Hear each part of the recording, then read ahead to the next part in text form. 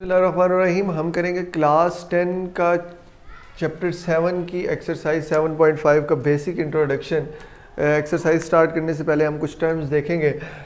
दो टर्म्स है। पहली टर्म है जी आपके पास एंगल ऑफ एलिवेशन, जो इस पूरी एक्सरसाइज में जो जो चीज़ें यूज़ होंगी वो हम यहाँ पे सारी डिस्कस कर लेंगे। दूसरी जो टर्म जो अभी हम डिस्कस करेंगे इसी में वो है जी angle of depression. Angle of depression, ठीक हो गया। इन दो टर्म्स को हम डिस्कस करते हैं। उसके लिए हम लेते हैं जी आपके पास एक एक्सिस है मिसाल के तौर पे, this is your axis, this is your X axis and this is your Y axis. Similarly अगर देखें तो क्या होगा कुछ यूँ कि आप अगर कोई एंगल ड्रॉ करते हैं अदर देन 90 तो ये एक एंगल बनेगा, ये एक एंगल बनेगा ना। तो इस टाइम पे अगर देखा जाए यहाँ पे अगर आप ले लेते हैं एक आई, आँख जो कि ऑब्जर्वर के तौर पे एक्ट करेगी, अगर आप कंसीडर करें उसे ऑब्जर्वर, तो ये जो आई जो कुछ देख रही होगी इस टाइम पे, जो कुछ देखेगी आई, वो ये आपके पास ये बन रहा है जी एंगल थीटा। क्या बन रहा है? थीटा। अब है ये कि ये जो आपके पास आई ऑब्जर्व कर रही है ये अपवर्ड ऑब्जर्व कर रही है ना। मैं यहाँ से देख रहा हूँ, अगर ये मेरा एक्स एक्सिस है और ये वाई एक्सिस है, तो इस टाइम पे अगर किसी ने एंगल ड्रॉ किया हुआ ऐसे, तो मैं इसको देखूंगा ऐसे, दिस इज़ योर एंगल। तो एलिवेटर, इसे कहेंगे एंगल ऑफ एलिवेशन। क्या कहेंगे? Angle of elevation. एलिवेटर होते हैं ना, जिस तरह वो जो डिफरेंट मॉल्स वगैरह में लगा होता है एलिवेटर, सीढ़ियाँ टाइप की जो ऑटोमेटिकली ऊपर लेके जा रही होती हैं, these are called as elevator. और ये जो है एंगल, इसी तरह इस एंगल को नाम दिया उन्होंने एंगल ऑफ एलिवेशन। क्या नाम दिया? Angle of elevation. इसी तरह दूसरी टर्म जो हम डिस्कस करने लगे हैं डेट इज़, ये आपके पास एक और एंगल है। अगर आप इस पूरे एक्सिस को नेगेटिव कंसीडर कर लें, -1 2, तो वो आपका इस तरह होगा। तो उसके मुताबिक बात करें तो ये आपका एंगल इस तरह शुरू होगा, यहाँ पे एंड होगा, this is your theta. Theta ये तो थीटा और भी होता है बहुत, जो न्यू स्टूडेंट्स होते हैं उनको थीटा ही कहते हैं, लेकिन फ़िलहाल दिस इज़ थीटा। तो ये जो आपके पास है आई, ये इस टाइम पे जो ऑब्जर्व करेगी this is x axis, this is why axis, और इस टाइम पे एंगल ऐसे, तो ऑब्जर्वर ऐसे जाएगी। तो उसके मुताबिक ये जो है वो एंगल नीचे की तरफ जा रहा है, तो इस एंगल को क्या कहेंगे? Angle of depression. क्या कहेंगे? Angle of depression. सिमिलरली इसके बाद अगर हम इसी तरह कंसीडर करें तो कंसीडरिंग में ये होगा कि ये भी अगर आप एक एंगल ले लें, this is also angle of elevation. इसी तरह इधर एक और एंगल ले लें, this is angle of depression. What ever, ये बेसिक टर्म्स थी जो हमने डिस्कस की। इसके बाद अब हम दो टर्म्स जो इस टॉपिक चैप्टर में मजीद यूज़ होंगी, डैट इज़ एक्यूट एंगल का एक क्वेश्चन है जिसमें एक्यूट एंगल फाइंड करने का कहा गया है ना।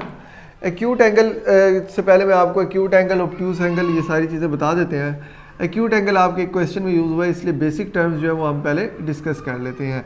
सिमिलरली आप ये एक एक्सिस ड्रॉ कर लें एज इट इज़, जैसे कि आपको पहले बताया गया, this is x axis, this is why axis. अगर आप बात करें कि ये जो आपका एंगल बनेगा, एल शेप एंगल जो होता है आपका, डेफिनेटली हमेशा जो भी एल शेप बना रही होती है term, this is your 90 degree, this is your 90 degree. Similarly इधर भी अगर बात कर लें तो this is your again 90 degree. तो ये एंगल है 90 डिग्री का। एक्यूट एंगल क्या होता है? Acute angle is less than 90 degree, less than 90 degree. तो एक्यूट एंगल की अगर हम टर्म की बात करें तो अगर यहाँ पे आपका एंगल है 0 डिग्री, यहाँ पे है 90 डिग्री, तो अगर आप एक एंगल ड्रॉ करना शुरू करते हैं यहाँ से 10, मिसाल के तौर पे 20, 45, what ever 60, what ever 80 and what ever 90, इसको आप किसी भी तरह डिस्कस कर लें। आप इसको 10 कह दें, इसको 30 कह दें, इसको 45 कह दें, इसको 60 कह दें, इसको 80 कह दें, और मेन जो है इसको 90 डिग्री कह दें, वट एवर।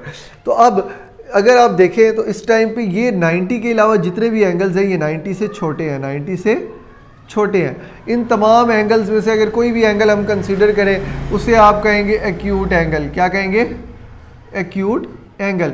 और acute angle in a term, acute angle जो होता है वो आपका एंगल ऑफ एलिवेशन होता है। देखें यहाँ पे अगर आप एक्यूट एंगल की बात कर रहे हैं तो ये एंगल एंगल ऑफ एलिवेशन है, एक्स एक्सिस से थोड़ा सा अपवर्ड है, एंगल ऑफ एलिवेशन मजीद अपवर्ड होगा, angle of elevation pure 90 degree पे तो नहीं है ना।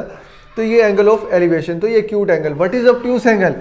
ऑब्ट्यूस एंगल भी एक टर्म होती है, वो होती है ग्रेटर देन 90 डिग्री, जो कि आपकी इस एक्सरसाइज में टर्म यूज़ नहीं हो रही, इसलिए हम उस पर मजीद डिस्कस नहीं करेंगे। एक्यूट एंगल बताना जो है वो एक्सरसाइज में ज़रूरी था। तो वो आपको यहाँ पे बता दिया है। सिमिलरली अब हम बात करते हैं इस चैप्टर की कुछ बेसिक टर्म्स की कि angle always from horizontal, angle always taken from horizontal, angle जो हमेशा लेंगे वो कहाँ से लेंगे, हॉरिजॉन्टल से लेंगे, हॉरिजॉन्टल सरफेस से। उसके लिए क्या काम है, उसके लिए भी सिमिलरली यही चीज़ है कि मिसाल के तौर पे ये आपके पास एक ट्रायंगल दिया हुआ है वट एवर, और आपको एंगल बताया हुआ है यहाँ पे कि भाई अगर एक बंदा यहाँ पे खड़ा है, एक आई, वो नीचे एंगल ऑफ डिप्रेशन जो है उसका विद हॉरिजॉन्टल जो है वो 30 डिग्री है मिसाल के तौर पे। तो आप कहेंगे कि भाई ये वाला एंगल तो नहीं है, एंगल तो हॉरिजॉन्टल सरफेस, इसके साथ तो एंगल नहीं बन रहा ना, एंगल एक हॉरिजॉन्टल सरफेस के साथ बन रहा है, डैट इज दिस सरफेस। तो ये जो एंगल है वो आपके पास ये होगा, this is your theta which is equal to 30 degree whatever, हमने यही बात की। तो आपको पता है अल्टरनेट एंगल्स का पढ़ा था आपने कि अगर इस तरह इधर का जो एंगल है वो इधर के एंगल के इक्वल होगा, सिमिलरली इधर का जो एंगल है वो इधर के इस एंगल के, अल्टरनेटिव एंगल्स जो है वो आपस में इक्वल होते हैं, अल्टरनेटिव एंगल्स आपस में इक्वल होते हैं। इसी तरह अगर ये 30 डिग्री है तो ये जो टर्म होगी ये भी थीटा इक्वल टू 30 डिग्री हो जाएगी, तो हमें ये वाला एंगल मिल गया क्योंकि इसकी हमें ज़रूरत नहीं थी। उसके अलावा जो बेसिक टर्म्स है अब वो जो इस पूरी एक्सरसाइज में यूज़ होंगी, डैट इज़ योर पहली टर्म है जी साइन थीटा किसके इक्वल है, दूसरी टर्म है जी कॉस थीटा किसके इक्वल है, तीसरी टर्म है जी टेन थीटा किसके इक्वल है। तो ये कुछ बेसिक टर्म्स है। अब हम साइन की बात करते हैं। सम, ये आपने एक बहुत इंपॉर्टेंट सेंटेंस जो है सुना होगा, काफ़ी टीचर्स बताते भी हैं याद रखने के लिए, वैसे याद ना भी रखा जाए तो इतना मसला नहीं होता, वैसे ही बंदा याद कर ले कि ये किसके इक्वल है, ये किसके। Some people have curly brown hairs through proper brushing। तो होता कुछ यूँ है कि अगर हम साइन की बात करें तो इसके सारों के पहले हम जो है अल्फ़ाबेट्स को ले लेंगे, कर्ली ब्राउन HTPB।